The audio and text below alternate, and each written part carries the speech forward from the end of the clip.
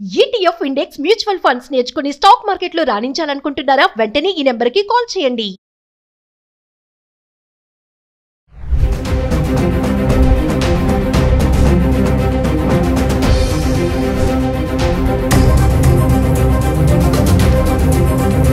Hi viewers, India's largest digital media network Suman టీవీకి స్వాగతం. ప్రస్తుతం మనతో ఉన్నారు motivational speaker and advocate Ushasri. నమస్తే ఉషా. నమస్తే రావు. ఉషా, నిన్న కూకట్పల్లిలో జరిగిన సంఘటన చూసుకుంటే చాలా విషాదకరమైనది. అతి కిరాతకంగా ఆ పసిబిడ్డను చంపడం అనేది నిజంగా ప్రతి ఒక్కరికి ఇట్లా మనసు ఇట్లా అసలు మాటలు కూడా రావట్లేదు. అంటే అంత బాధ ప్రతి ఒక్కరికి. అంటే మామూలుగా కింద పిల్లలు పడితేనే మనం వాళ్ళని లేపనికి అందరం ట్రై చేస్తాం, జస్ట్ జారితే. అలాంటిది 20 కత్తిపోట్లతో 21 ఆ బిడ్డని ఎలా చంపాలని మనసు వచ్చింది. అసలు అందరికీ రక్షణ ఇల్లు. నువ్వైనా నేనైనా ఇంటికి వెళ్తేనే మనం రిలాక్స్ అవుతాం. మనకి కాపాడేది ఆ ఇల్లు, రక్షణ. అలాంటి రక్షణ లేని ఇల్లు అయిపోయింది ఇప్పుడు ప్రతి ఒక్కరికి. అంటే నిజంగా పిల్లల్ని కనాలంటే భయం వేస్తుంది. కడుపులో ఉన్నంత వరకు ఒక ప్రహరీ గోడ మన కడుపు అయ్యి ఆ బిడ్డకు సేఫ్టీ ఇస్తున్నాం తప్ప బిడ్డ బయటికి వచ్చిన తర్వాత బిడ్డలను కాపాడుకోవడం కష్టమవుతుంది. ఎందుకు ఇంకా ఒక అడ్వకేట్గా నువ్వు చాలా చూసింటావు. ఎందుకు ఇలా జరుగుతున్నాయి? ఆ పసిబిడ్డను చంపనికి అసలు కారణం ఏంటి? ఇంకా ఏ క్లారిటీ రాలేదు.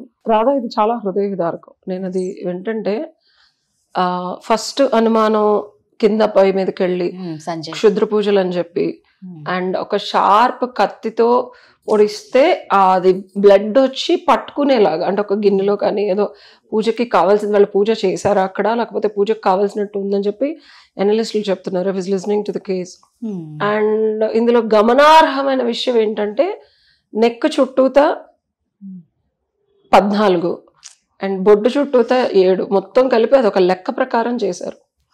ఎప్పుడో 8 ఏళ్ల క్రితం, ఇప్పుడు శాస్త్రోక్తంగా పూజలు చేసే ఇప్పుడు నాలాంటి వాళ్ళనేమో మేమేదో క్షుద్ర పూజలు, ఇప్పుడు అమ్మవారికి పూజలు భక్తితో చేస్తుంటే భక్తి మొత్తాన్ని అసలు ఆడవాళ్ళు క్షుద్ర పూజలు చేయడానికి వీలే లేదు.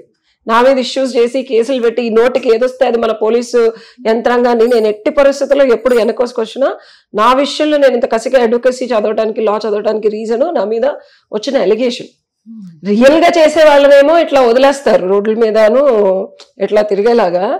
అసలు ఏమీ తెలియకుండా ఏదో భక్తి కొంచెం చూపించిన వాళ్ళందరినీనేమో ఏదో క్షుద్రపులు చేసేసాం అంటారు. అంటే ఈ కల్ట్ అనేది వద్దన్నా కాదన్నా మూఢనమ్మకం అని నీలాగా నాలాగా చదువుకున్న వాళ్ళు అసలు ఇవేమి వర్కౌట్ అవ్వవు అని చెప్పినా సరే చేసేవాళ్ళు ఉన్నారు. నేనేదో యోగా సెంటర్ పెట్టుకొని, నేనేదో అమ్మవారికి పూజ చేసుకొని, అరుణాచలం ప్రతి పౌర్ణమికి లక్షలాది మంది వెళ్తే, అరుణాచలం వెళ్తే కూడా దాని క్షుద్ర పూజలను క్రియేట్ చేశారు. And that was very daunting for me. ఆడపిల్లగా నేను అది తీసుకొని బయటకు వచ్చి ఇప్పుడు ఇలా రావడం అనేది, ఇంకోళ్ళు అయితే చచ్చిపోయేవాళ్ళు. అంటే మన media especially that was a wrong allegation. నేను ఆ పోలీస్ యంత్రాంగాన్ని కానీ ఎవరిని వదలను. ఇంత లా చదువుకుంది, అది కంపల్సరీ నేను వాళ్ళని హాంట్ చేస్తాను. సో క్షుద్ర పూజలు అనేవి రియాలిటీలో భయానకంగా జరుగుతున్నాయి. ఇప్పుడు మనం చాలా వెబ్ సిరీస్లు కూడా చూస్తున్నాం. Z5లో వీటిల్లో ఆయుందం వేదం అని ఒక 5th వేదం అని చెప్పి ఒక వెబ్ సిరీస్ చూసాను రీసెంట్ గా. అందులో కూడా ఒక హ్యూమన్ ని తీసి బ్లడ్ తీసి ఆ ఫ్లెష్ ని తీసేదో నిజంగా చేస్తారా ఇవన్నీ అని అనుకునే పరిస్థితులు ఉన్నాయి. అంటే ఇప్పుడు కూడా చేసే వాళ్ళు ఉన్నారా, ఇవి నిజంగా రిజల్ట్స్ ఇస్తాయా అనే ప్రశ్న ప్రతి నార్మల్ ఎడ్యుకేటెడ్ కామన్ సెన్స్ పీపుల్లో ఉన్న well educated high educated people power కోసము, మనీ కోసము యంగ్ పిల్లల్ని, అంటే ఇది ఎప్పుడో మనకి ఎక్కడో మనకి దాఖలాలు, ఇప్పుడు మాఊరి పొలిమేర వచ్చింది చూసావా, నరబలులు, ఇవన్నీ అట్లా రీసెర్చ్ చేసినప్పుడు ఇట్లాంటి సినిమాలు చూసినప్పుడు, అండ్ ఇంకొక సిరీస్ కూడా వచ్చింది, ఇంకోటి హిందీలో చూస్తున్నాను నేను. సో దట్స్ ఆల్సో ఒక సింబల్ లో మనిషిని చంపేయడం. అంటే ఇప్పుడు మనం గమనిస్తే ఇందులో కూడా ఒక 21 ఇస్ అర్ధమండలం, 21 41 ఎలా అయితే మండలమో అర్ధమండలం పోట్లు ఉన్నాయి అమ్మాయిలో. When I was analyzing other than an advocate and బాలిక, అంటే యవ్వనం కాకుండా కూడా, అంటే మనకి షీ స్టిల్ కన్య అంటారు. సో ఇక్కడ కింద అబ్బాయి అయినా నిజంగా వాళ్ళు నెగటివ్ జరుగుతుంది అంటే ఆ బిడ్డను అంత చంపేసి వాళ్ళు సుఖపడటానికి కేసు వస్తుంది కదా కామన్ సెన్స్ లో.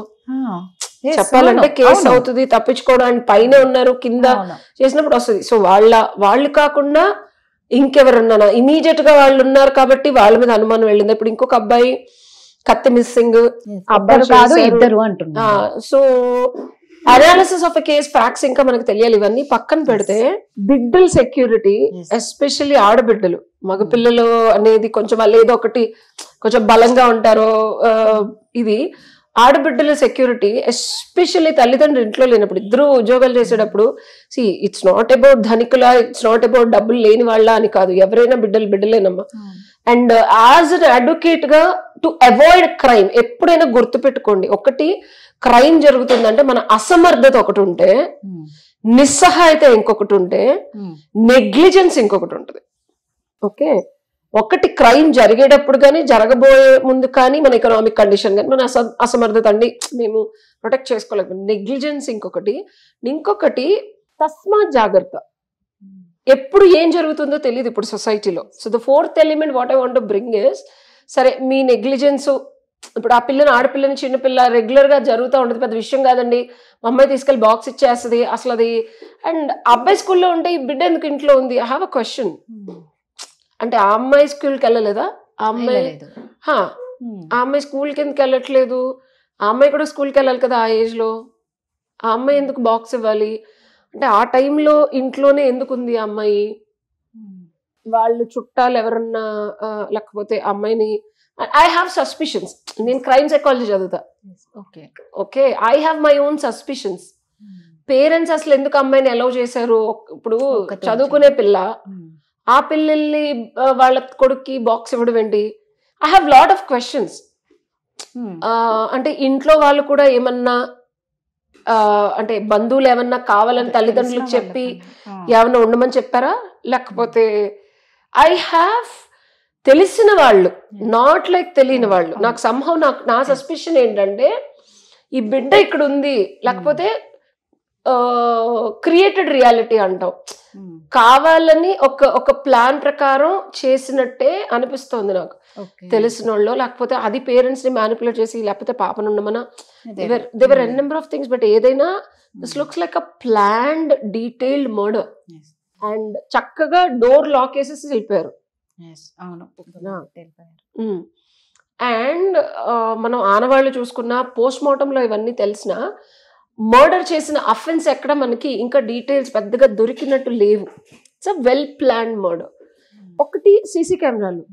ఫస్ట్ ఆఫ్ ఆల్ మనం ఇండియాలో, యుఎస్ లో ఎక్కడైనా ఇట్లాగా ఇన్ అవుట్ పెద్ద పెద్ద క్రిమినల్స్ కూడా, దిస్ వన్ క్రిమినల్, చిన్న బాబు ఒక అమ్మాయిని పొడిచేస్తాడు. ఓకేనా, వాడు అనుకుంటాడు నన్ను ఏం పట్టుకోరని, చిన్న 14 ఏళ్ళ కుర్రాడు. అది పోలీసులు ఎట్లా ట్రాక్ చేస్తారు, వాడే అఫెన్స్ చేస్తాడు ఎలా, only CC cameras. The entire revelation of the entire. వాడికి ఎంత ధైర్యం అంటే 14 ఏళ్ళ పిల్లలు నేను ఏం చేయలేదు అంటున్నాడు. ఏం చేయకపోతే వాళ్ళు మెక్సికన్స్, ఏం చేయకపోతే అసలు నీ పిల్లాన్ని ఎందుకు తీసుకెళ్తారని చుట్టుపక్కల వాళ్ళందరూ హేళన చేస్తారు. పోలీసులు డిటెక్ట్ చేసి ఆ కేసుని డీటెయిల్డ్ గా నీ కొడుకే చేశాడని వీడియోలు పొడిచి పొడిచి పొడిచి చంపుతాడు ఆ పిల్లని.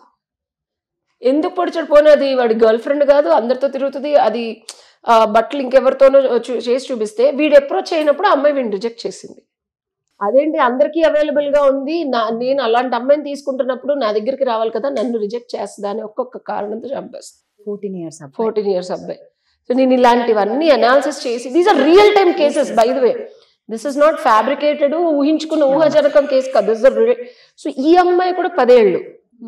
ఓకే, సో మనం అనుకుంటున్నాం ఏమి చిన్నపిల్లలు మర్డర్స్ చేయరు, లేకపోతే చిన్నపిల్లలకి అట్లాంటిది ఏమీ ఉండదు అని. పాసిబిలిటీ ఇదేదో లవ్ చేసిన మర్డర్, లవ్ చేయకుండా ఉంటున్న మర్డర్ అయితే కాదు.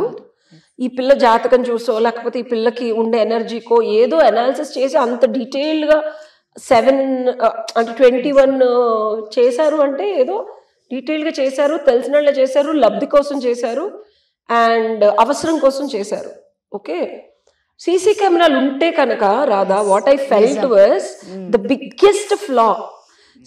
మనం అనుకుంటాము అదొక ఎక్స్పెన్స్ అని, 2000కి 1500 కూడా వాయిస్ కెమెరాస్ ఒక 5000కి. నా ఇంట్లో ఉన్నాయి సీసీ కెమెరాస్.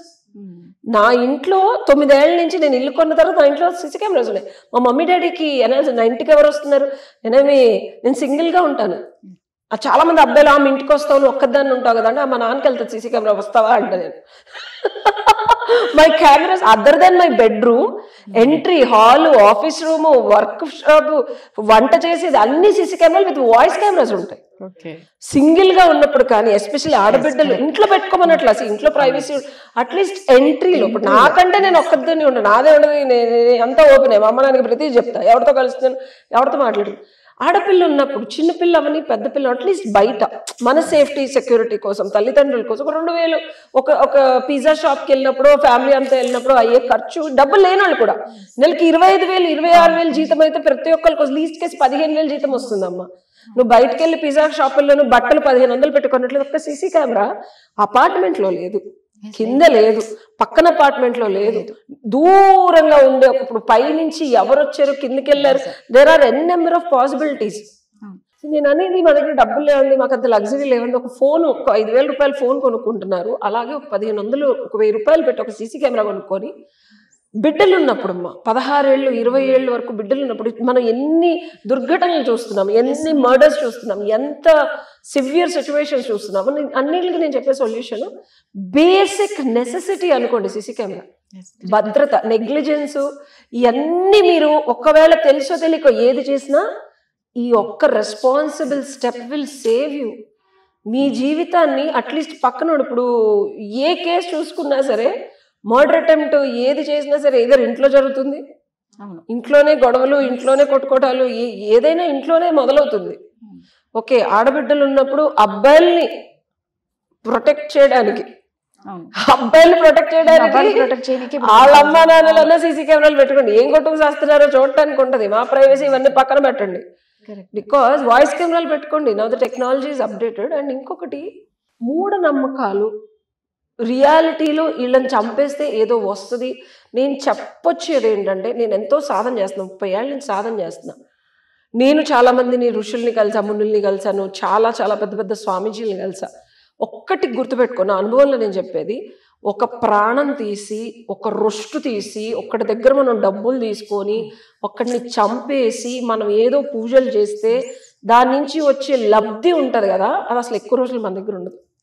ఏదైతే నువ్వు పంచభూతాలకి యాక్టివేట్ చేసి నాకు ఇది కావాలని చెప్తున్నావో అది ధార్మికంగా, ధర్మబద్ధంగా, నీ కష్టంతో తప్పించి ఇంకేదన్నా శక్తుల్ని నువ్వు యాక్టివేట్ చేస్తే ఇలాంటి శక్తులు నిన్ను కూడా వచ్చి అలా తినేస్తాయి.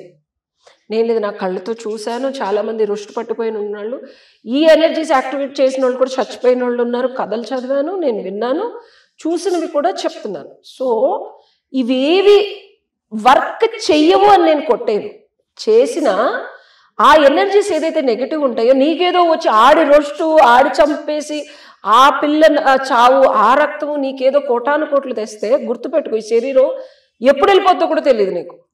ఈ శరీరాన్ని నిలపడానికి డబ్బు కోసమో, ప్రేయర్ కోసమో, పరపతి కోసమో చేసే ఏ పనైనా ఆ కర్మ అకృత్యమైందనుకో, రేపొద్దున అకృత్యం ఇంతింతై 1,00,000 కోట్ల బాధ నీకు వస్తుంది. సో ఇట్లాంటి అప్రాచ్యపు పనులు ఉన్నాయా లేవా అనే వాగ్వివాదాలు పక్కన పెడితే, ఉన్నా వాటి నుంచి లబ్ధి పొందాలని ప్రతి ఒక్కళ్ళు గుర్తుపెట్టుకుని తస్మా జాగ్రత్త. లేపిన ఎనర్జీ నీ గొంతు కూడా కోసేస్తుంది. వీడు కూడా ఆపలేడు, వీడిని కూడా చంపేసిన సందర్భాలు ఉన్నాయి. ఎవడైతే మధ్యవర్తి ఉంటాడో నీకు తెలీదు, నీ లబ్ధి కోసం నువ్వు ఇచ్చే కోట్ల కోసం చేస్తాడు, వాడిని చంపేస్తుంది, నిన్ను చంపేస్తుంది. ఇప్పుడు కాకపోతే 10 ఏళ్ల తర్వాత అయినా సర్వనాశనం అయిపోయిన వాళ్ళని చూశాను నేను. అందుకనే అసలు ఆ ఎనర్జీ జోలికి వెళ్ళకూడదు. నేను వెళ్ళను, ఎవరైనా వెళుతున్నా సరే ఇదిగో నీకు ఇప్పుడు 100 కోట్లు వస్తాయి అబ్బా. ఇప్పుడు నేనైనా ఎవరైనా తినేది పొట్టకి 100 కోట్లు తీసేసుకొని నువ్వేం చేస్తావు? అన్నెసెసరీగా యాక్టివేట్ చేయి. నీకు ఎంతకాలం అంత భగవంతున్నాడు. ఇదే ప్రాసెస్ పూజలో, హోమాలు, ఎంతకే హోమాలు వ్రతాలు చేసుకున్నావు అనుకో 100 కోట్లు 1,00,000 రూపాయలు వస్తాయి. పేదవాళ్ళని, ధనికులని కొంచెం వీళ్ళు ఏంటంటే కేసులు వాటికి వెళ్ళరు కట్టి కొంచెం ఇలాంటి వాళ్ళని టార్గెట్ చేస్తారు. కొంచెం మీరేంటంటే సీసీ కెమెరాలు, up and down, time to time పిల్లలు ఎట్లా ఉన్నారు, లేకపోతే భార్య ఎలా ఉంది, భర్త ఎలా ఉన్నారు, పిల్లలు ఎలా ఉన్నారు, నా కొడుకు ఎలా ఉన్నాడు, కొత్తగా పెళ్ళిందని చూసుకోండి అంతే. సూపర్. నిజంగా అండి ఆ పాపనైతే చంపడం చాలా దారుణమైంది. సో బిడ్డ ఆత్మకు శాంతి చేకూరాలని, ఎవరైతే ఇది చేశారో వాళ్ళని తొందరగా పట్టుకొని కఠినంగా శిక్షించాలని కోరుకుంటాం. Thank you.